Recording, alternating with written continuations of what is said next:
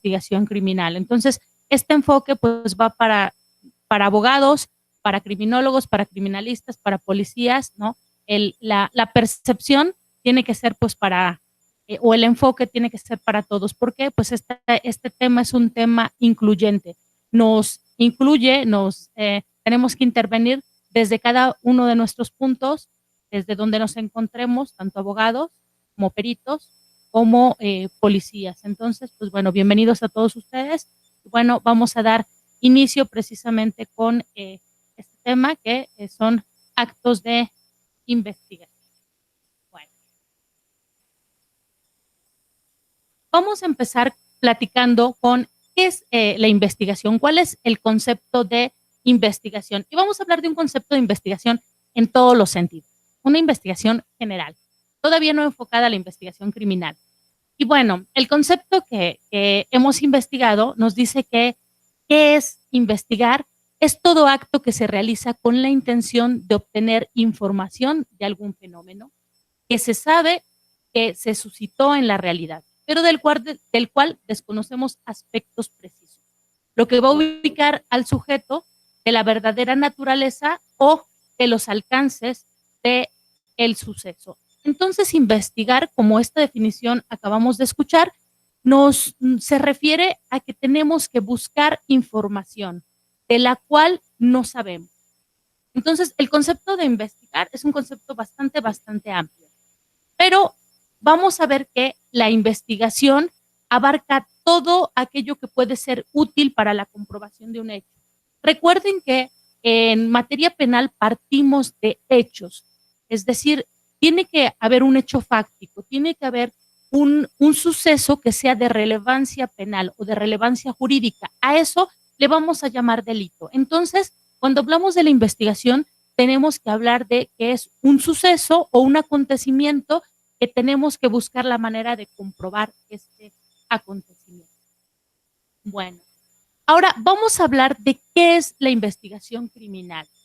La investigación criminal la vamos a entender como la serie de actos que van dirigidos a la obtención de pruebas suficientes para establecer tanto la existencia de un hecho delictivo y por consecuencia de interés para el derecho penal, como la identidad de personas que lo hayan cometido o participado en su comisión.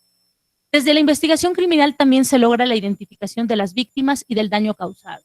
Bueno, ¿qué es la investigación criminal? Son actos dirigidos a la obtención de pruebas para la comprobación de un hecho con relevancia jurídica en materia penal. ¿Esto para qué nos va a servir? Para identificar a dos partes, es decir, a la persona que cometió el hecho delictivo y la forma en la que lo cometió o participó en él, y también para identificar a las víctimas. Y también para hablar de, pues, la reparación del daño para estas víctimas. Por eso es importante el realizar investigación criminal, porque vamos a plantearnos alguna hipótesis, ejemplo, yo lo hablo desde mi punto como abogada defensora. Vamos a que se nos plantee una situación donde tenemos que defender a una persona. Bueno, pues tenemos que hacer investigación. Nos acaban de decir que vamos a tomar la defensa de una persona que está acusada o está más bien siendo investigada por un delito de un homicidio. Entonces tenemos que hacer investigación.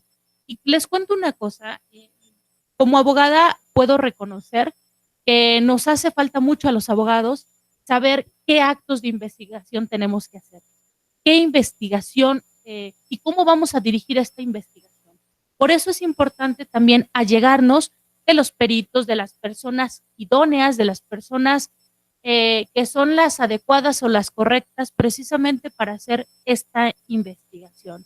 Y como tal, pues bueno, por eso es importante que diseñemos una estrategia que más adelante vamos a hablar de armar una teoría del caso, porque mi teoría del caso me va a ayudar a delinear el tipo de investigación que voy a realizar. Es decir, yo voy a plantear una estrategia y voy a plantear hipótesis. Y esas hipótesis van a tener que ser corroboradas con esos actos de investigación. Y no solo como defensa, sino también por ahí si hay alguien interesado en ser Ministerio Público y tiene la finalidad o el objetivo de serlo o ya es Ministerio Público, sabrá que pues tienen que realizar una investigación. También ellos van a manejar una teoría del caso, una hipótesis y van a tener que comprobar esa hipótesis. Entonces, bueno, pues es muy importante por eso hacer la investigación criminal. No se olvide que cuál es el objetivo. El objetivo es recabar pruebas suficientes para acreditar la existencia de un hecho. En el caso del Ministerio Público, en el caso de la defensa, la inexistencia de ese hecho o la existencia de otro hecho nuevo.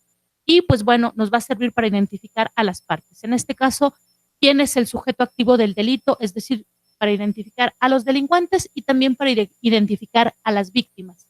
Podemos tener delincuentes desconocidos y podemos tener también víctimas desconocidas. Quizás sabemos quién es el autor del hecho delictivo, hay un hecho delictivo y está el autor, pero la víctima pues puede ser que esté desaparecida, puede ser que no se sepa nada de ella. Entonces, para eso nos va a servir la investigación criminal. Y es un área muy interesante, considero que poco explotada en nuestro país porque realmente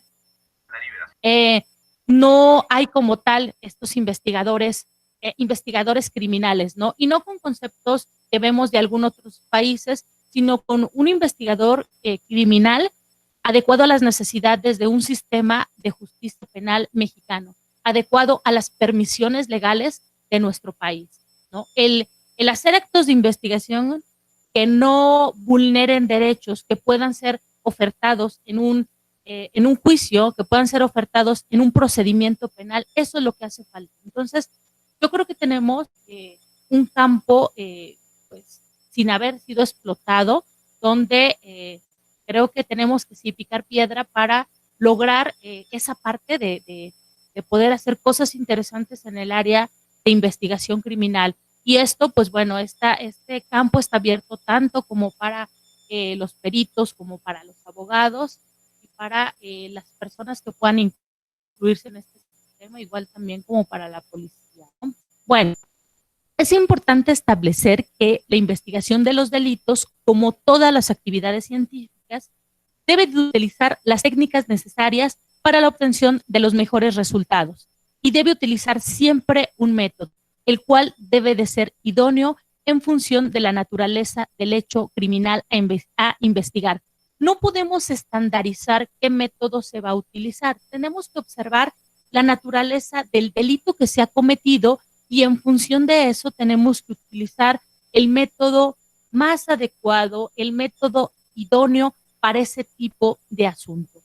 El método es un elemento indispensable en la ciencia, ya que sin él no sería fácil demostrar la validez objetiva de las afirmaciones que realizamos.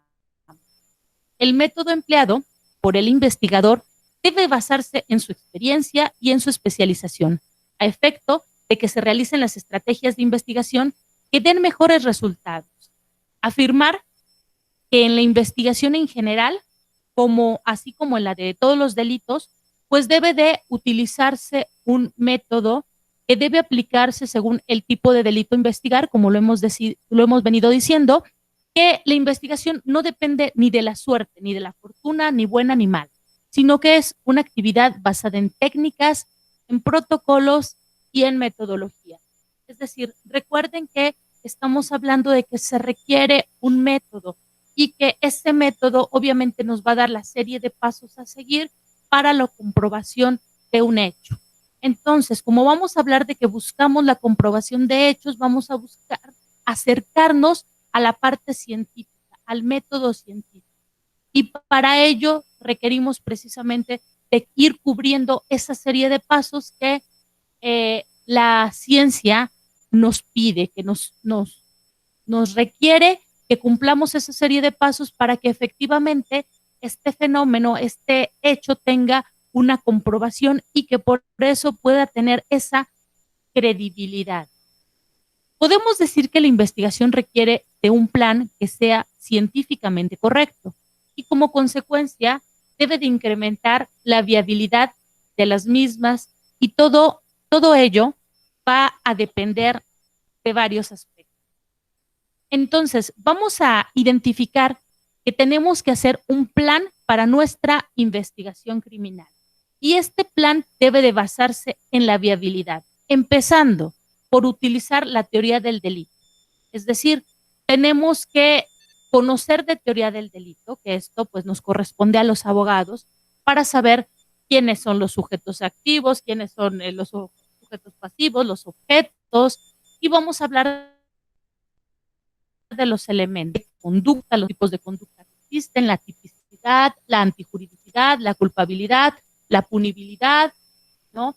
Y vamos a la imputabilidad y vamos a ir reuniendo los elementos, si somos ministerios públicos, los elementos positivos del delito. Si somos defensa, tendríamos que buscar un elemento negativo para intentar que nuestro cliente no tenga una responsabilidad penal o que su responsabilidad penal vaya disminuida o atenuada. Pero requerimos entonces, para hacer investigación criminal, primero pues tener un plan. Mi plan es basado en, primero, conocer la teoría del delito y establecer cuál es mi método o mi estrategia. Es decir, conozco la teoría del delito, obviamente planteo una teoría del caso y ahorita vamos a ver qué es la teoría del caso y cuáles son los elementos. Pero yo tendría que, como estrategia, decir, mi teoría del caso es, ejemplo, que mi cliente no cometió la conducta delictiva, que se encontraba quizás en otro lugar, utilizo la teoría del delito, perdón, la teoría del caso, me allego también de la teoría del delito. Y aquí me va a servir mi investigación para dar paso a los peritos, porque bueno, ¿yo qué requiero demostrar? ¿Qué requiero comprobar? Que mi cliente no tuvo participación, que se encontraba en otro lugar, que quizás pensemos que es un perito en dactiloscopía, que las impresiones dactilares que encontraron en ese lugar no corresponden a mi cliente, etcétera. Lo que yo quiera demostrar, ya sea como Ministerio Público o como defensa, yo diseñar mi investigación, voy a saber a qué perito le voy a dar paso, a qué peritos y cuál va a ser la idoneidad de cada uno de estos. Es decir, yo le voy a pedir un expertizaje específicamente en tal o cual área, porque a veces nos pasa, les puedo contar que a veces como abogados solicitamos la intervención de algún perito y yo les hablo en mi caso de como litigante particular o privado, les hablo de que a lo mejor al cliente le digo, necesitamos la intervención para la comprobación de nuestra teoría del caso, la intervención de tal perito en tal materia.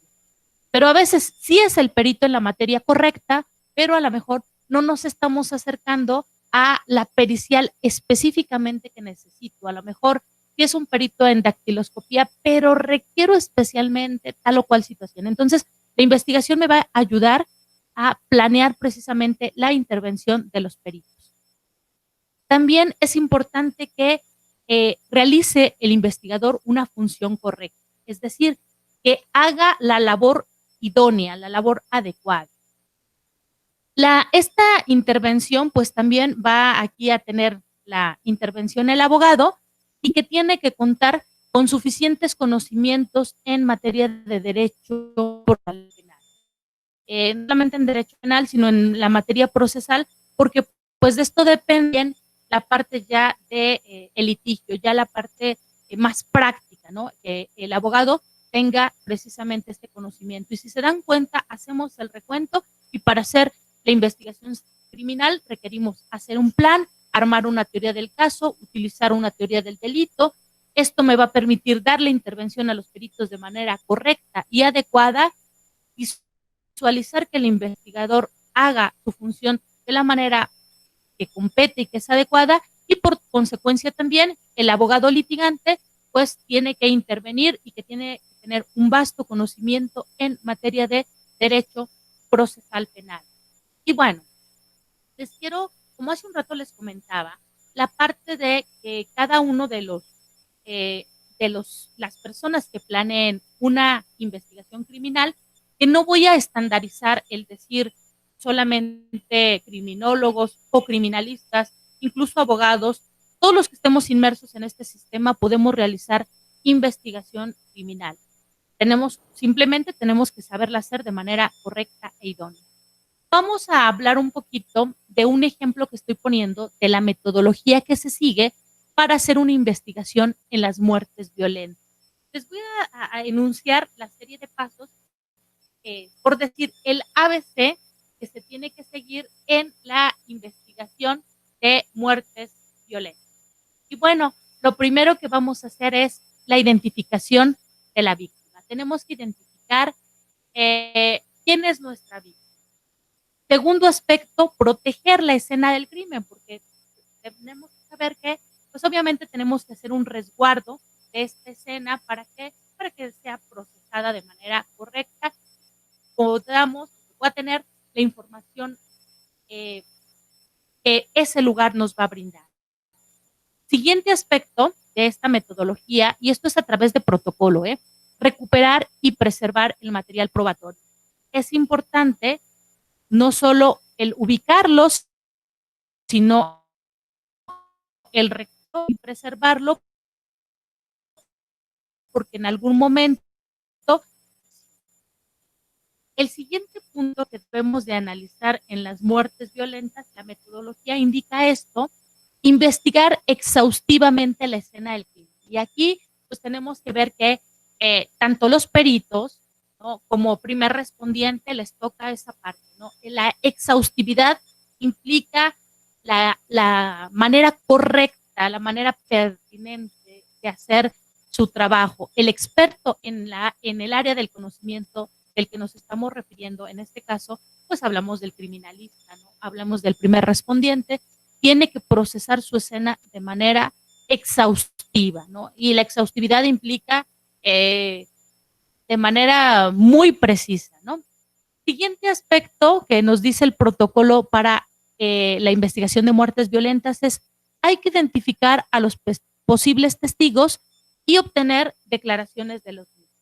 Tenemos que el policía que está haciendo investigación, ¿qué hace? Llega a la escena de los hechos o al lugar de hechos, a la escena del crimen, y empieza a recabar la información, lo que tiene que procesar en el lugar, pero también tiene que hacer una investigación respecto a si hay testigos, alguien vio el hecho, y recabar esa información. Ahí va a poder obtener sus entrevistas, ¿no? A través de poderles tomar sus entrevistas a las personas, vamos a saber si esa información con la que cuenta esa persona es adecuada, nos sirve para, en un momento posterior, pues para completar nuestra investigación e incluso para esclarecer los hechos, porque esa es la finalidad de la investigación. La finalidad es saber, conocer, esclarecer los hechos. El siguiente punto en esta metodología de las muertes violentas es realizar la autopsia por profesionales competentes, los cuales deberán emplear los protocolos correspondientes. Bueno, aquí ya conocemos que se tiene que hacer la necropsia de ley, pero pues obviamente la tiene que hacer un profesional y tiene que cumplir con los protocolos que ya están establecidos de manera previa. ¿Para qué? Pues para que efectivamente se vaya armando toda la investigación. Posteriormente se tiene que determinar las causas, las formas, el momento y el lugar de la muerte, así como cualquier patrón o práctica que hubiera causado la muerte. Eso, pues ya sabemos que el médico nos va a ayudar precisamente con esta parte de la información para decirnos cuál fue la causa, cuál fue la forma, el cronotanatodiagnóstico para saber también la hora de muerte, etcétera. Entonces, fíjense, este protocolo nos está marcando la metodología de la investigación de muertes violentas, pues me va a dar el ABC que tienen que seguir los investigadores. También se habla de preservar las evidencias específicas para determinar si hubo aspectos muy concretos y específicos, es decir, como si hubo violencia sexual, determinar si la víctima se encontraba en un contexto de violencia, la conexión entre la violencia contra la víctima y la vulneración a otros derechos humanos, así como la ubicación de hallazgos preliminares, identifiquen si hubo discriminación o razones de género como posibles móviles que expliquen la muerte. Como se dan cuenta, este protocolo que nos da una serie de pasos y hablar de una metodología para la investigación de muertes violentas es muy importante porque nos va dando precisamente la serie de pasos a seguir.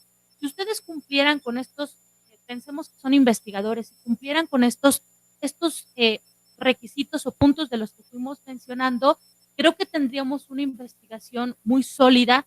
¿Por qué? Porque tendríamos establecido el qué fue lo que sucedió, el cómo sucedió, el dónde sucedió, ¿no? Y nos vamos a ir contestando esas preguntas que pues al inicio no tienen respuesta, ¿no? ¿Qué fue lo que sucedió? No sabemos. Nosotros llegamos a una escena y vemos quizás una persona un cuerpo ya sin vida, ¿no? ¿Qué sucedió?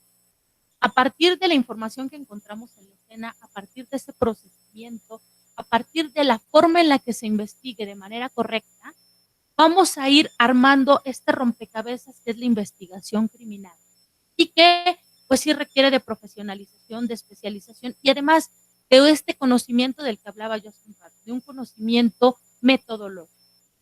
Y algo importante, ¿no? En la investigación, pues profesional, ya en la investigación de forma práctica, para realizar esta investigación requiere mucha profesionalización de los investigadores. Muchas personas piensan que en el solo nombramiento de ser agente del Ministerio Público comprende ya el manejo de todas las áreas del conocimiento. Y de verdad, se le tiene que dar muchas herramientas a la gente del Ministerio Público, porque yo como abogada litigante les puedo compartir la poca experiencia que tengo, es que pues realmente a los ministerios públicos, a la gran mayoría les hace falta mucho conocimiento. Quizás tienen un gran conocimiento jurídico porque su formación como abogados, no, la formación que tienen es como abogados, pero necesitan tener otras habilidades, necesitan conocer técnicas, manejar destrezas, un conocimiento especializado, porque requieren de saber de muchas áreas del conocimiento.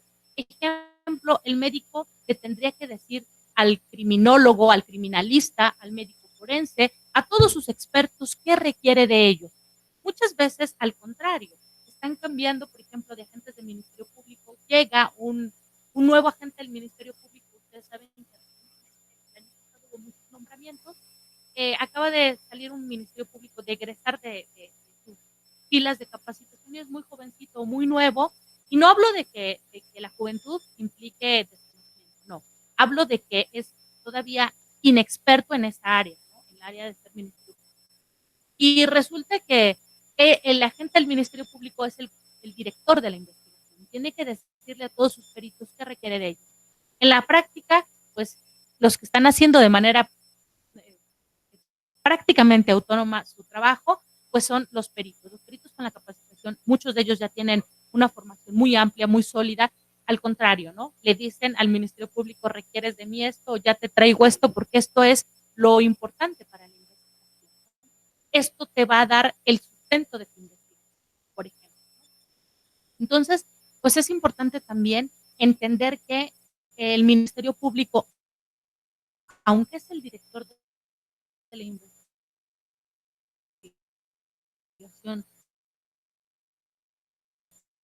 no posee, pero sí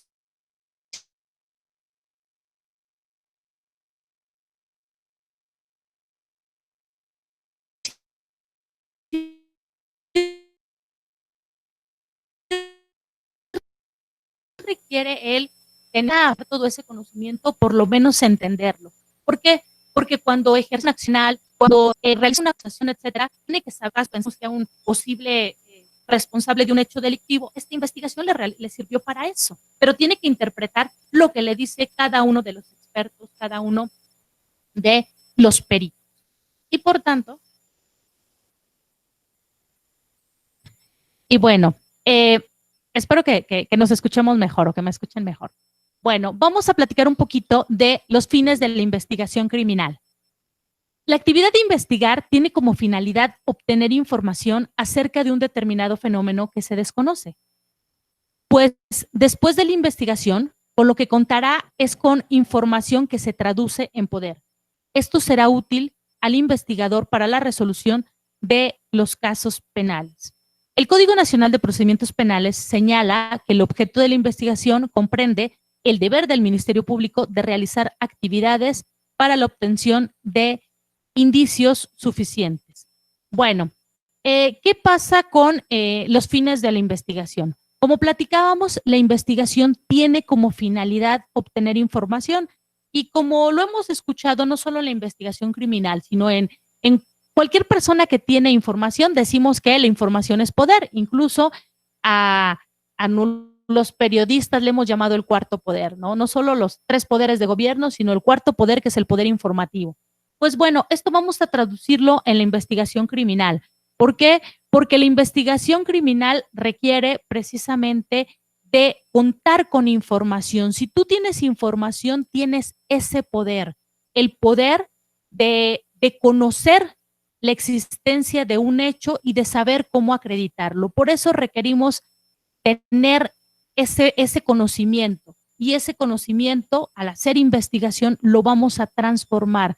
Y vamos a ver que cuando se llega a una audiencia y cuando tenemos el conocimiento y la forma de la comprobación de la existencia o de la inexistencia de un hecho, para nosotros, tanto para el Ministerio Público, para el defensor, va a ser mucho más fácil acreditar, probar y demostrar la teoría que se esté manejando. Bueno, en conclusión, la finalidad de la investigación criminal consiste en determinar si el hecho es o no penalmente relevante. Eso es algo muy importante, porque hay muchos hechos, muchas cosas que pasan en el mundo fáctico, pero lo importante saber es si tiene relevancia o no penalmente. Para el Ministerio Público pudiera tenerla, pero para nosotros pudiera no tenerla si tenemos alguna excluyente de responsabilidad, alguna ausencia de delito, si encontramos algún elemento negativo, y por eso platicaba hace un ratito de manejar la teoría del caso y manejar muy bien también la teoría del delito. Y bueno, también es importante definir el tipo penal del que se trate. Cuando hacemos la investigación, tenemos que saber qué delito es en específico, este hecho a qué delito corresponde, es decir, hacer el transfer, hacer la adecuación de la conducta de un sujeto a el tipo penal, es decir, hacer la adecuación típica del hecho a el delito o a la conducta que se descrita por el legislador. Y si el imputado lo cometió o participó en su comisión y la forma de intervención, porque a lo mejor sí hay un hecho con relevancia penal, pero quizás la persona, como abogada a la que estoy defendiendo, quizás no participó o no cometió el hecho delictivo. Entonces, por eso es importante hacer la investigación, porque pudiera darnos la investigación que sí hay un hecho delictivo, hay una persona muerta, está el cadáver de una persona, pero le están imputando la conducta delictiva a mi cliente y mi cliente pues no fue el que lo hizo. Entonces, yo tengo que hacer investigación criminal y les digo, muchas veces no hemos superado la parte del egocentrismo, ¿no? De decir, nosotros abogados somos los que vamos a defender y tenemos que armar y estructurar. No es cierto. En muchas ocasiones requerimos de los propios peritos, de esta información que nos puedan dar y también que nos puedan dar luz para ver cómo podemos comprobar alguna teoría que nosotros estemos manejando, quizás una teoría del caso. El perito me puede decir, por aquí hay una forma de comprobar, por ejemplo, algún elemento negativo del delito para tratar de que nuestro cliente quizás no tenga responsabilidad penal. Y bueno, les he hablado un poquito de la investigación criminal, de en qué consiste. Es importante que les enuncie brevemente lo que son las etapas del procedimiento penal. ¿Para qué? Para que sepamos las fases en las que vamos a intervenir, donde vamos a requerir la intervención de los peritos. Por eso, aquí les estoy mostrando en una diapositiva las etapas procedimentales que se encuentran establecidas en el artículo 211 del Código Nacional de Procedimientos Penales. Y ahí, bueno, pues se nos enuncia que hay 3 etapas. Una que es de investigación, la intermedia y la de juicio. La etapa de investigación se subdivide en inicial y complementaria. Bueno, vamos a hacer nuestros actos de investigación. ¿En qué etapa los vamos a realizar? Los vamos a realizar en la etapa de investigación en los 2 momentos, tanto en la inicial como en la complementaria. ¿Por qué en estos momentos? Porque es la etapa donde estamos buscando allegarnos de la información. El Ministerio Público está tratando de comprobar su teoría y la defensa también de comprobar su teoría, que en muchas ocasiones es desacreditar la teoría del Ministerio Público o crear una nueva. Voy a enunciarles brevemente las formas de inicio de la investigación. Y bueno, ya muchos sabemos cómo inicia una investigación o lo que conocemos como requisitos de procedibilidad. Existen 3 requisitos. 1 es la denuncia, 2 la querella y 3 el requisito equivalente que también se le llama excitativa de justicia. Realmente tenemos solamente 2 formas, que es la denuncia y la querella, porque el requisito equivalente nos va a remitir a denuncia o a querella. Bueno, también vamos a ver la forma en la que concluye la investigación. ¿Y por qué estoy tocando estos temas? Porque nuestro tema es actos de investigación e investigación criminal. Al principio les empecé a enunciar por qué es importante hacer una investigación criminal, porque yo tengo que comprobar una hipótesis, tanto Ministerio Público como defensa, y requiero de la intervención de mis peritos, requiero hacer un plano, una estrategia metodológica para poder así entonces, ya una vez que diseñé mi estrategia de trabajo o mi plan de trabajo, entonces sí, estructurar ya mi estrategia de defensa. Y entonces por eso hablamos de las formas en las que se inicia la investigación a través de la denuncia y la querella o la querella, y también las formas en las que concluye una investigación.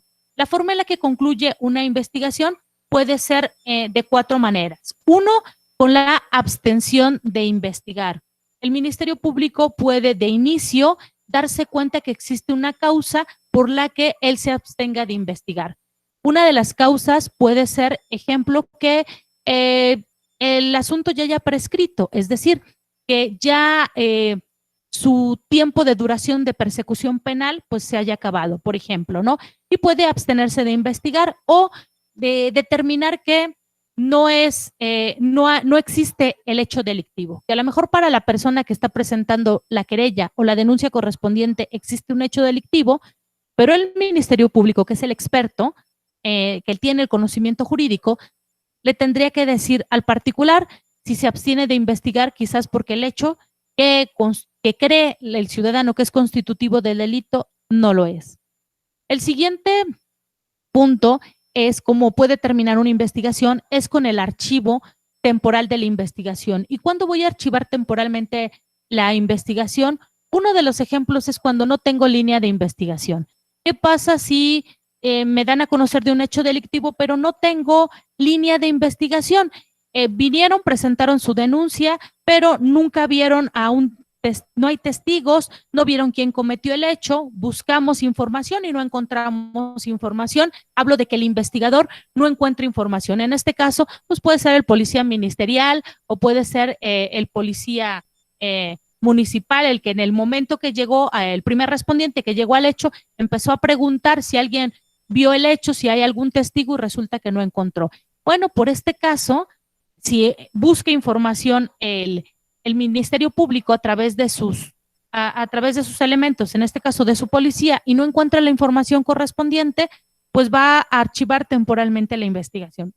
¿Por qué temporal? Porque hasta que tenga una línea de investigación, puede reactivarse la investigación, pero este archivo temporal es como te dejo en stand-by, ¿vale? La siguiente forma de conclusión de la investigación es con no ejercicio de acción penal, es decir, el Ministerio Público durante sus 2 momentos, en etapa de investigación inicial y en la complementaria, hizo su investigación. ¿Y qué pasa? En términos coloquiales, podríamos decir que al Ministerio Público no le alcanzó. Es decir, siempre el Ministerio Público tiene que acreditar 2 cosas muy importantes, no se les olvide. 1, la existencia de un hecho delictivo, es decir, un hecho con relevancia penal. No es un hecho con apariencia de delito, es un hecho delictivo. Eso tiene que comprobar. Y la otra situación tiene que acreditar la probable responsabilidad del indiciado.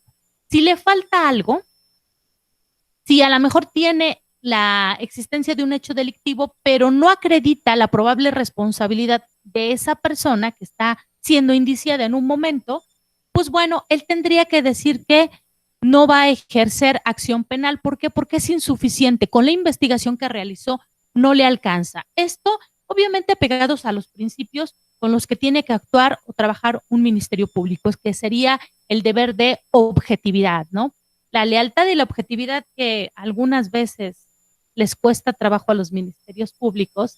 Y no hablo, no es por hablar mal, sino porque creo que también en algunas ocasiones, pues también las propias dependencias les dan instrucciones, ¿no? Y persigue todo sin importar si la investigación te da lo suficiente para, ¿no? Entonces, si se actuara con ese deber de objetividad, pues en muchas ocasiones no les alcanza al Ministerio Público para ejercitar la acción penal y tendrían que determinar un no ejercicio de acción penal. Pero bueno, desafortunadamente la propia institución les pide números, les pide resultados y pues muchas veces, aunque no tengan lo suficiente, tienen que ejercitar acción penal con lo que hay.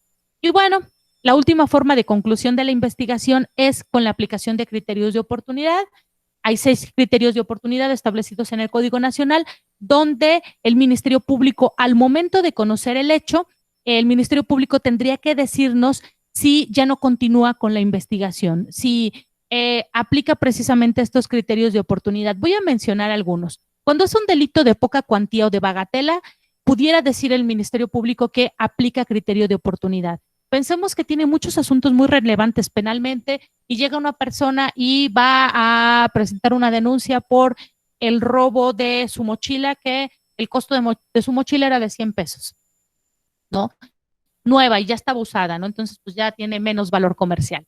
Pues aquí ya tiene la opción el Ministerio Público de tener una selectividad penal y esto implica que en el sistema anterior, en el sistema inquisitivo mixto, tenía la obligación de perseguir todo y era obligatorio que el Ministerio Público llegaba una persona y presentaba la denuncia que hiciera su indagatoria, su investigación. En este caso, con la aplicación de criterio de oportunidad, pudiera decir el Ministerio Público que el delito que se cometió, que sí hay un delito, pero que no es de una relevancia penal, por lo cual pudiera aplicar criterio de oportunidad.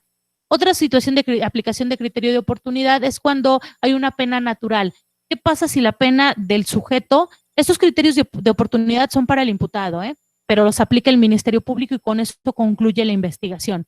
¿Qué pasa si la pena natural es más grande? Me comentaban de un asunto de Morelos donde los papás dejan al niño al cuidado del hermano y el hermano pues descuida al niño y tienen perros de pelea que los tienen enjaulados en jaulas como de bambú y bueno, el niño brinca en la jaula se brinca a la azotea del vecino, brinca, cae a su casa, pero brinca en la jaula del perro, rompe la jaula y eran 2 perros de pelea que tenían pues días sin estar alimentados y pues bueno, además de pelea, pues matan al niño, ¿no? Le dan una mordida en el cuello, el niño muere pues muy rápido y van a procesar a la familia, ¿no? A todos, en este caso a los padres, ¿no? Por la conducta omisiva, es una conducta no de acción, sino de omisión, una falta de cuidado, pero decide el Ministerio Público aplicar criterio de oportunidad porque la mamá, bueno, me comentan ya con el paso del tiempo que está en un hospital psiquiátrico, ¿no?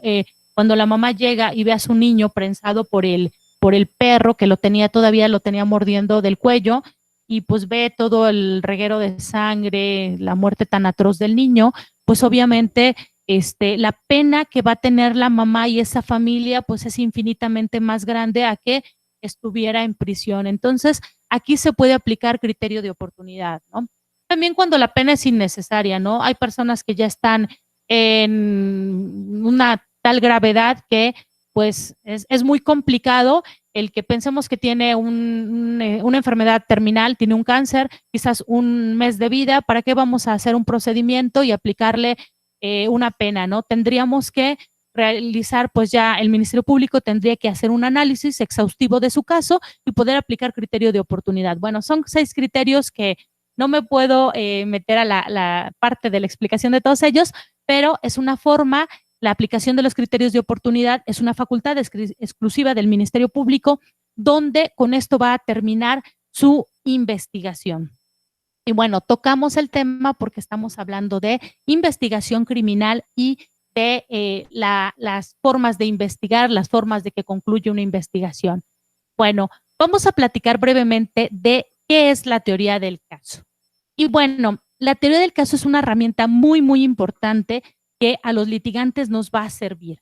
Y la teoría del caso se concibe como esta herramienta que va orientada a la investigación y al análisis de la información correcta en los casos penales, pues el manejo adecuado de la misma sirve como hilo conductor de la actividad del investigador, pues la idea de lo que ocurrió surge desde la noticia criminal y acompaña al investigador para tomar decisiones al interior de un proceso hasta el dictado de una sentencia definitiva. Bueno, les voy a enunciar desde mi punto de vista, porque esta es la parte teórica y doctrinal, qué es la teoría del caso. Y la teoría del caso para mí es el punto de vista tuyo de lo que pasó. Es decir, pasaron sucesos, pasó un hecho de relevancia penal y por eso le llamamos delito, ¿no? Lo concebimos como un delito. Bueno, las partes, tanto Ministerio Público como la defensa, van a tener que establecer por fuerza una teoría del caso. Es decir, ¿qué fue lo que sucedió?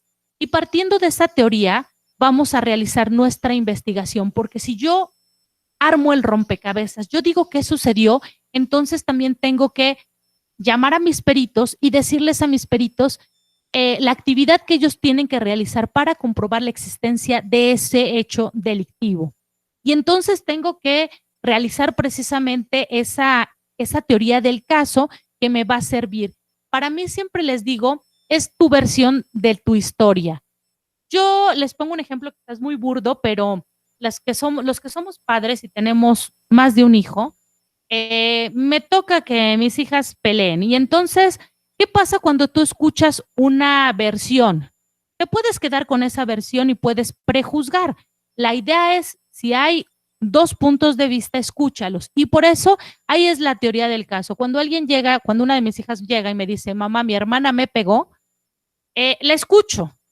Y le pido a la otra parte, que es la otra hija, que la que dicen que fue la que pegó, pues le digo, quiero escuchar tu versión de los hechos. Esa es como la teoría del caso, tu versión de los hechos. Si se dan cuenta, cada uno tiene su propia versión de los hechos. No digo que hay que mentir, no digo que hay que engañar, pero sí digo que son estrategias y son estrategias que tenemos que diseñar. No es lo mismo que yo le diga a mi cliente, te voy a defender diciendo que no cometiste el hecho delictivo, a que le diga, si tú me estás diciendo que lo cometiste, pues vamos a ver cuál es la forma de la comisión del hecho. No vamos a mentir, vamos a ver si podemos encontrar alguna causa que nos ayude. Si no encuentro una causa de justificación, a lo mejor encuentro alguna causa que pueda ser considerada como atenuante de la responsabilidad penal. Y por eso es importantísimo armar la teoría del caso y eso me va a delinear precisamente también mi investigación criminal. Bueno, pues vamos a hablar de la teoría del caso, cómo se considera.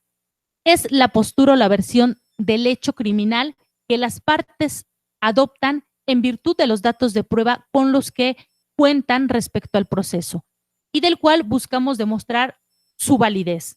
Y esto lo vamos a hacer ante la autoridad jurisdiccional. Es la capacidad también argumentativa de las partes para sostener que se está acreditando un hecho que la ley señala como delito y la probabilidad de que el imputado lo cometió o participó en él. En su caso del Ministerio Público, en el caso de la defensa, que existe quizás alguna excluyente de responsabilidad.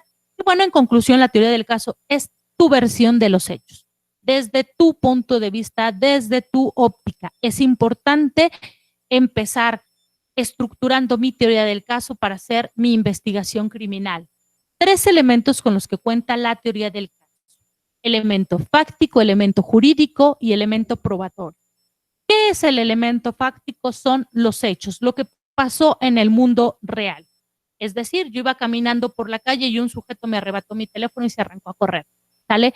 No le estoy dando el nombre no le estoy llamando qué delito es. En el mundo fáctico, o sea, ¿qué pasó en la vida real? Yo iba caminando en la calle, llevaba yo mi teléfono celular en la mano, iba yo enviando un mensaje, pasó un sujeto, no sé ni qué complexión tenía, no sé ni quién era, no ubiqué nada porque me arrancó el teléfono, me lo quitó de las manos. Cuando yo reacciono y volteo, el sujeto había doblado la calle, había dado la vuelta a la calle y ya no lo vi a dónde se metió, a dónde se fue. Ese es el hecho fáctico. Para armar mi teoría del caso requiero reunir estos 3 elementos. Y entonces ese es mi hecho fáctico. mi elemento jurídico, perdón, el elemento jurídico es esa adecuación de este hecho a la hipótesis normativa, es la subsunción de el hecho a la norma. Y es como, les digo, esta subsunción es como que se come la norma al hecho. Sería el encuadre, la tipicidad. Ya esto que les acabo de enunciar, que yo iba en la vía pública, iba yo en la calle y que me quitaron mi teléfono celular y se arrancaron a correr, bueno, se llama delito, a este delito se le llama robo, es el robo de un teléfono celular y es un robo a transeúnte. Ese es el elemento jurídico. Y el elemento probatorio, si no tengo forma de probar este dicho, pues me quedo en un simple chisme, ¿no? Entonces, tengo que tener este elemento probatorio. ¿Cuál es el elemento probatorio? ¿Qué pruebas tengo? Primero, pues tengo que acreditar que ese teléfono era mío, que yo lo llevaba, a lo mejor no era mío, me lo prestaron, pero que tiene un dueño, ¿vale? Entonces, tendría que acreditar eso. Como elemento probatorio, pensemos que si hay un testigo, que el señor de la tienda de la esquina vio cómo el sujeto me arrebató el teléfono, ya tengo un elemento probatorio. Y así tendría que ir buscando estos elementos para acreditar mi teoría del caso. Los 3 elementos. Tengo mi hecho, es un acontecimiento que pasó en el mundo real. Ese acontecimiento es de relevancia penal, por eso se le llama delito. Y este delito se comprueba con estos datos, dependiendo de la etapa procesal en la que nos encontremos, etapa de investigación, datos de prueba, etapa intermedia, medios de prueba y etapa de juicio, pruebas, ¿vale? Pero así es como estructuramos. Si estamos en etapa de investigación, que estamos creando nuestra teoría del caso, pues tendríamos que tener nuestros datos de prueba. Y bueno, ahora sí, ya que tengo estructurada mi teoría del caso, yo tengo que decidir qué actos de investigación voy a realizar. Y alguna persona se acercaba conmigo y me decía que tiene una agencia para brindar servicios, algunos servicios de investigación privada. Pero ¿qué creen? Esos servicios son ilegales porque pues es violentar los derechos de otro al intervenir el teléfono sin orden judicial, al clonar los teléfonos, al intervenir el WhatsApp y todas las comunicaciones, pues eso no me va a ayudar para llevarlo a juicio y para la comprobación de un hecho. Por eso aquí les pongo la lista de los actos de investigación que no requieren control judicial y de los que sí requieren control judicial. ¿Y qué es el control judicial? Bueno, cuando estos actos que no requieren control judicial, voy a hablarlo en términos coloquiales, no le tenemos que pedir autorización al juez de control para realizar los actos. ¿Por qué? Porque no requieren su control. Es decir, podemos llevarlos a cabo. Uno de ellos es la declaración del imputado. Es un caso muy especial porque recordemos que, pues, siempre en las capacitaciones y en todo lo que las asesorías que se dan, pues siempre se dice que es mejor el principio de no autoincriminación, es decir, al imputado decirle que no declare, que guarde silencio, que se reserve esa información para en algún otro momento procesal. Otro acto que no requiere control judicial es la inspección al lugar de los hechos o al lugar hallazgo o a un lugar distinto, ¿no? Sabemos que cuando la policía llega a un lugar, puede hacer la inspección de ese lugar y no requiere pedirle permiso al juez de control. La inspección de personas, la inspección de vehículos, el levantamiento de cadáver, la aportación esto es importante, la aportación de la comunicación entre particulares no requiere de intervención y no requiere tampoco de control judicial, pero es entre particulares, es decir, alguna de las partes que es parte de esta comunicación, esta persona puede aportar la comunicación como un medio de prueba, como un dato de prueba, pero solamente los intervinientes en la comunicación. Ejemplo, con el maestro David y yo estamos teniendo una comunicación por teléfono, yo, Verónica Castillo, puedo aportar esa comunicación sin pedirle autorización a David. ¿Por qué? Porque yo soy parte de esa comunicación. Pero si viene otra persona, un tercero, y nos interviene en nuestra comunicación y la trata de exhibir como un dato de prueba, para que en su momento se vuelva una prueba, esto no puede ser. ¿Por qué? Porque esta intervención entonces sí requeriría un control judicial. No requiere siempre y cuando la información sea proporcionada entre las partes de la comunicación o por alguna de las partes. el reconocimiento de personas, ¿no? Cuando, por ejemplo, es detenida una persona, la víctima puede hacer la identificación o el reconocimiento, la entrega vigilada de operaciones encubiertas, la entrevista de testigos, esto es muy común, ¿no? No tenemos por qué pedir autorización judicial porque el mismo Código Nacional nos establece que los actos de investigación, estos son los que no requieren control judicial. Entonces, si vamos armando nuestra información, yo ya estructuré mi teoría del caso, yo ya sé cómo voy a realizar mi investigación criminal. Entonces, ya sé qué actos de investigación. Por ejemplo, yo digo que para mí es muy importante la inspección al lugar de los hechos. A lo mejor intervino un vehículo, la inspección a ese vehículo y bueno, la entrevista a los testigos. Esa es la parte, si se dan cuenta con mi teoría del caso, yo ya voy a diseñar qué actos de investigación voy a realizar. O los actos de investigación ya realizados, pues voy a ver cuáles me van a servir. Ahora vamos con los actos de investigación que requieren control judicial. ¿Por qué requieren control judicial? Porque se habla de que son invasivos, porque son actos de molestia. ¿Por qué un levantamiento de cadáver no es un acto de molestia y una exhumación de cadáver sí? Bueno, en un levantamiento de cadáver es una persona que, bueno, ya perdió la vida y lo que vamos a hacer como para la investigación, ese cadáver tiene que, nos va a ayudar a través de ese levantamiento y de la necropsia de saber qué sucedió. Tenemos el cadáver, lo tenemos que llevar al anfiteatro y tenemos que hacerle la necropsia de ley para saber, ¿no?, qué fue lo que sucedió. Su cuerpo nos va a ayudar a hablar a través de las lesiones que tenga, a través de su propio cuerpo, pues nos va a ir diciendo cosas. En la exhumación ya es un acto de molestia, no, en este caso, pues no hay un acto de molestia, sino es ese acto notoriamente de investigación. En la exhumación de cadáver sí puede ser un acto de molestia para quien, no para el cadáver, ¿no? Obviamente, sino para la familia, para los ofendidos del delito, ¿no?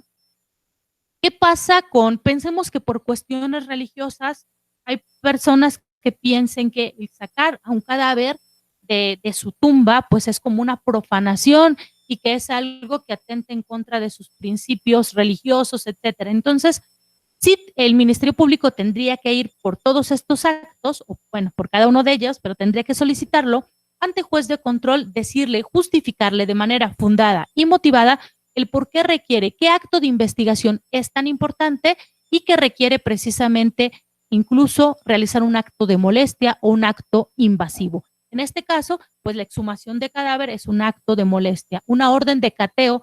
Recuerden que el 16 constitucional nos establece que nuestro domicilio es inviolable y que nadie puede intervenir en nuestro domicilio. Pero hay una excepción y la excepción pues es a través de la orden de cateo, que es un acto de molestia, ¿no? Y que en este caso, pues bueno, sí se puede intervenir el domicilio a través de que se tenga una orden. Ya sabemos que en la orden de cateo estamos buscando personas o cosas u objetos relacionados con un hecho delictivo. El caso especial es la intervención de un policía a un domicilio sin orden de cateo, ¿no? Pero ese es un caso especial, es una situación donde está en peligro la vida de alguna persona y que el policía está afuera, no puede, afuera del domicilio, y decimos no puede entrar porque no tiene orden de cateo, y si entra, violación al 16 constitucional, a la prohibición de violar los domicilios, pero bueno, es un acto que puede tener justificación en el caso de que, imagínense que estemos escuchando que a una persona le están, un ejemplo claro de violencia familiar, el sujeto le está violentando y pues si no ingresa el policía, pues muere, ¿no? La persona pierde la vida. Entonces, bueno, esos son actos de los que vamos a ir hablando, los que requieren control, control judicial. También tenemos la intervención de comunicaciones privadas. Platicábamos que si alguien aporta la comunicación, es parte de la comunicación, sí lo puede hacer y no requiere control. En el caso, ponía yo el ejemplo que si estamos dos personas comunicándonos y alguien nos interviene en nuestra comunicación, ya sea por cualquier medio, ya sea comunicación telefónica, comunicación por redes sociales, por las aplicaciones que tengamos, pues bueno, ahí va a requerir un control judicial. La toma de muestra de fluidos corporales, ¿no? De vello, cabello, extracción de sangre, etcétera. Toda la toma de algún fluido, de alguna muestra de nuestro cuerpo, requiere control judicial. El Ministerio Público puede solicitarle de manera voluntaria a la persona que dé toma de su muestra, pero si se niega, pues entonces tendría que hacerse precisamente a través de control judicial. el reconocimiento y el examen de personas, la localización geográfica en tiempo real y la solicitud de entrega de datos conservados. Igual también, todos estos se consideran actos invasivos y actos que requieren control judicial. Si se dan cuenta, como les venía comentando, el armar mi teoría del caso, ya tenerla estructurada, me permitirá entonces determinar qué actos de investigación son los correctos, y en el caso de ser Ministerio Público, pues tendría que ver si requiero para la comprobación del hecho. Ejemplo, pensemos que sé quién es el presunto responsable del hecho delictivo y hay indicios de que en su casa está el arma homicida y voy a encontrar algunos otros elementos u objetos del delito. Pues bueno, tendría que realizar un acto de investigación como es de estos actos que requieren control judicial. Tendría que solicitarle al órgano jurisdiccional una orden de cateo, ¿no? Fundando y motivando el por qué la necesidad de catear ese lugar, ¿no? Entonces, si se dan cuenta, me va a ayudar precisamente a determinar qué acto de investigación voy a realizar. Y bueno, vamos a hablar brevemente de quién es el perito. Y los peritos son aquellas personas que son expertos en determinada materia. Y significa que tengan forzosamente el perito, pues va a tener un expertise en algo, va a ser el experto, el que tenga un vasto conocimiento. Y bueno, a nuestros peritos les vamos a solicitar que realicen peritajes. ¿Y qué son los peritajes? Son aquellas operaciones idóneas que permiten percibir, verificar correctamente la relación de causa y efecto e interpretar y apreciar sus particularidades. También vamos a entender que un peritaje va a satisfacer la necesidad que lo origina, proporcionar argumentos para la formación del convencimiento de cuestiones cuya percepción o entendimiento escapan del común de las personas. Y eso lo dice el Código Nacional en el artículo 368, ¿no? Vamos a requerir personas con un conocimiento especial, entendiendo que ese conocimiento sale del común o escapa del común de las personas, ¿ok? Y bueno, en los peritajes, al perito le vamos a pedir que realice una ponderación de los peritajes. ¿Qué tenemos con la ponderación de los peritajes? Bueno, tenemos aquí, ¿qué significa ponderar? Es decir, ¿qué voy a hacer? ¿Qué decisiones voy a tomar en el peritaje? ¿Qué tengo que hacer en un peritaje? Y en un peritaje voy a plantear el problema a resolver de entrada. ¿Cuál es el planteamiento? Voy a establecer qué metodología voy a utilizar para resolver ese problema planteado. También voy a decir qué apoyo científico tengo, es decir, qué corriente estoy utilizando, ¿vale? Ustedes saben que pues en la doctrina tenemos diferentes corrientes, incluso del mismo punto de vista podemos tener corrientes en contrario. Entonces, en mi ponderación de peritaje yo tendría que decir qué corrientes del pensamiento científico estoy utilizando. También voy a hablar de la explicación de la aplicación de la metodología. Voy a explicar la metodología que apliqué y cómo la apliqué. Voy a también establecer la conclusión. ¿Cuál es mi conclusión? Y justificar cómo llego a esa conclusión. Fíjense también, mucho ojo aquí, que yo no he visto en los peritajes, margen de error. Es decir, como perito es bien importante adelantarte a tu margen de error. Hay pruebas periciales que dan falsos positivos o que dan falsos negativos. Y entonces, si yo soy perito, pudiera decir que la efectividad de mi peritaje, de la ciencia, del expertizaje que estoy realizando, pensemos a lo mejor que es una prueba de ADN, por ejemplo, yo tendría que adelantarme a decir, ¿tiene margen de error? Sí. ¿Por qué? Porque vamos a ver que todo tiene margen de error. ¿Por qué? Porque es algo perfectible, porque está hecho por nosotros los humanos y los humanos somos imperfectos. Pero ¿qué pasa si tú te adelantas a decir, pero el margen de error en mi peritaje es mínimo? Ejemplo, si hablamos de una prueba de ADN, pensemos que el margen de error es el 1%, ¿no? Por decir algo. Bueno, yo ya me estoy adelantando y en ese peritaje, pues estoy cerrándole como la puerta al órgano jurisdiccional para que no tenga tantas opciones para dónde salir, ¿no? No es lo mismo que tenga 10 puertas a que le digas, aquí hay una y es por aquí puedes salir, ¿no? O mira, guíate por súbete esta carretera que es mi peritaje y que es el camino que te estoy marcando. Y justificar la capacidad la capacidad que se tiene o el perfil científico de la persona y también pues para que emita sus conclusiones. Yo tengo que en mi peritaje decir, ¿por qué yo soy el perito idóneo? Ay, no soy el perito idóneo porque soy Verónica Castillo, sino porque, por decir algo, ¿no? He estudiado esto, aquello y decir todo lo que he hecho, ¿no? Y eso pues parte también desde el interrogatorio, ¿no? En el interrogatorio me van a hacer esa acreditación para que efectivamente pues vayamos pues ahí terminando de nuestro peritaje, de justificarlo, de acreditarlo y de pues de llevar precisamente a... Recuerden que la finalidad del peritaje es la persuasión. ¿Y qué es persuadir? Es convencer. Yo voy a convencer con lo que estoy al órgano jurisdiccional de que quien me contrató, en este caso, o para quien trabajo, para la fiscalía, etcétera, tenemos razón en nuestro dicho. ¿Y por qué hablo de que tenemos razón en el dicho? Porque si no fuera relevante para mi teoría del caso, no lo utilizo. Ejemplo, es una víctima de violación donde la violación fue con violencia moral y no fue con violencia física y a lo mejor no es tan contundente el dictamen psicológico, pues no tendría yo mucho con qué ir siendo Ministerio Público, ¿no? ¿Por qué? Porque la parte toral es ese dictamen y entonces tendría que buscar alguna otra cosa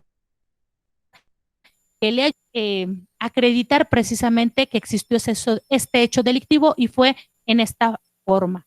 Yo espero que vayamos bien en la información que vamos dando. Si hay dudas y comentarios, ahí les dejo un 01800. No, no es cierto. Ahorita al final de la ponencia, pues les pediré que todas las dudas que tengan, pues aquí esperemos que se puedan contestar. Y bueno, pues vámonos un poquito más rápido porque la información es muchísima, pero les voy a hablar brevemente de las técnicas de investigación.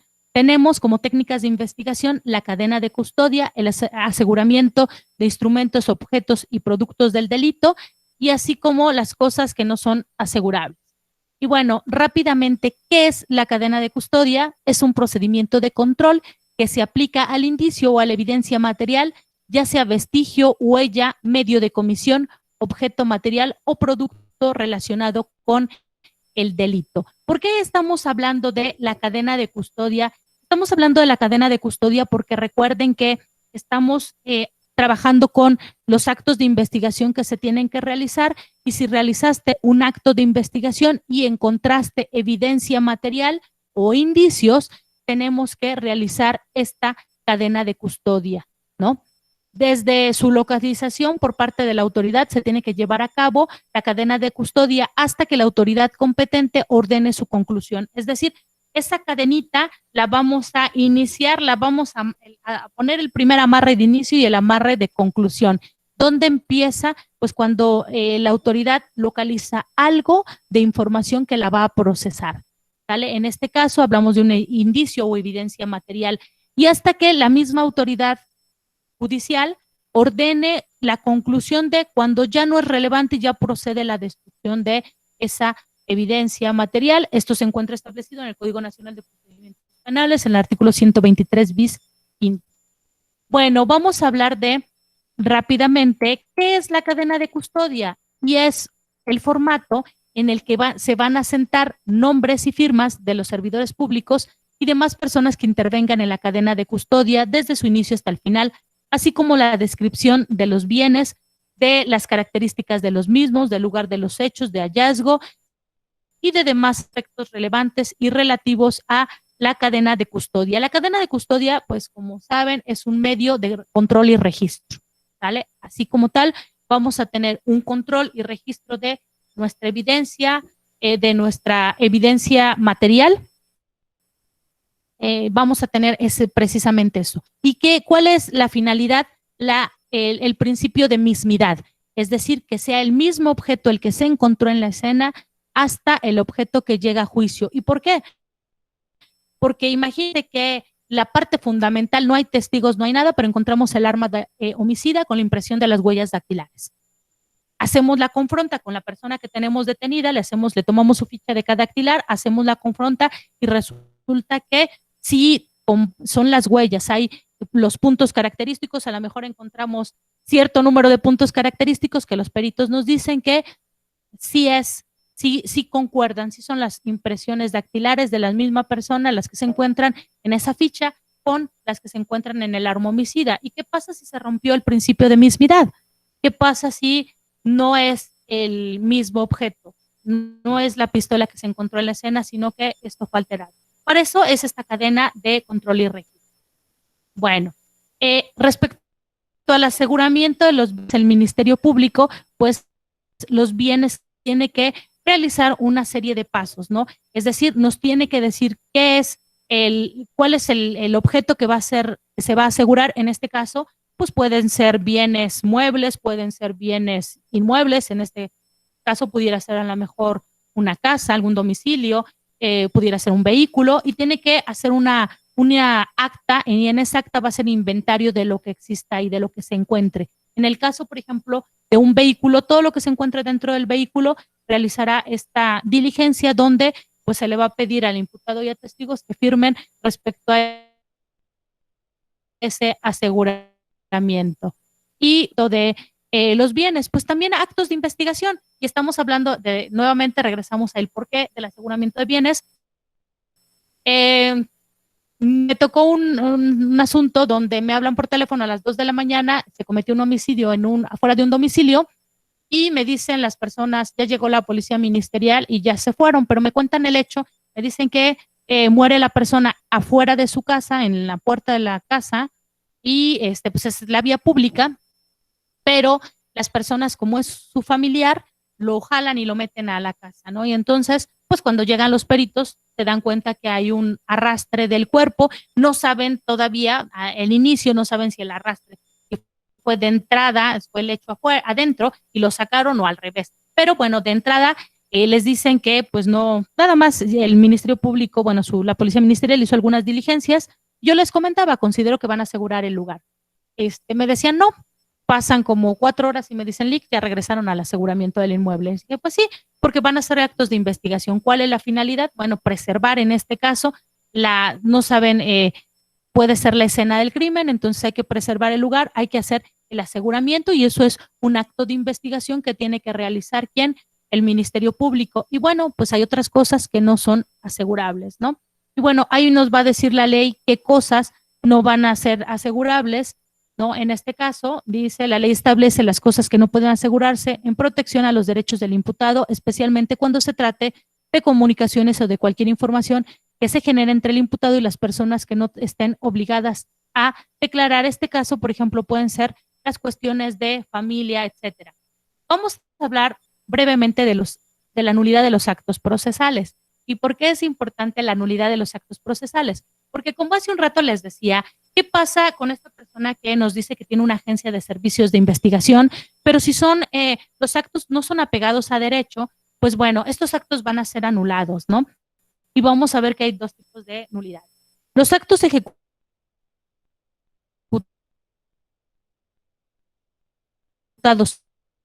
en controversia por el Código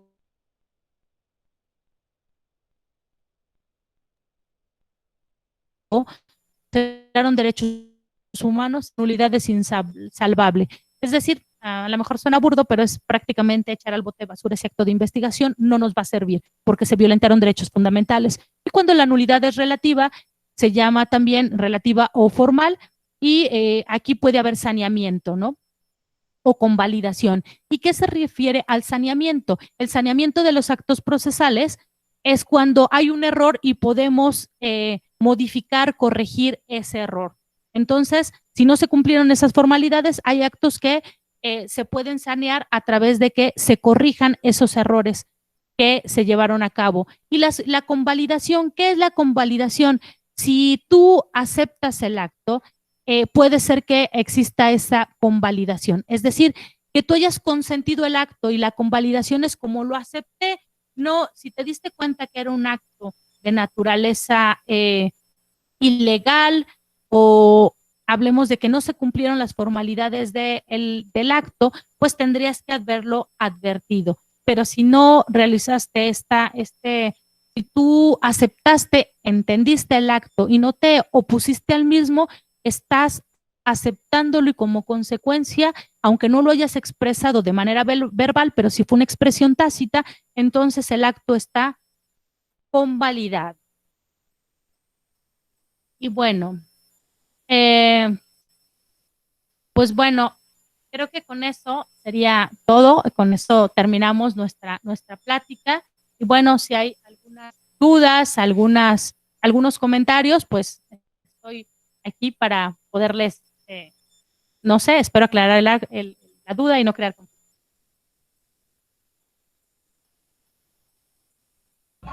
Todo bien hasta el momento, Lick. Ok, muy bien. ¿Alguien más? ¿Alguien que nos quiera compartir algo?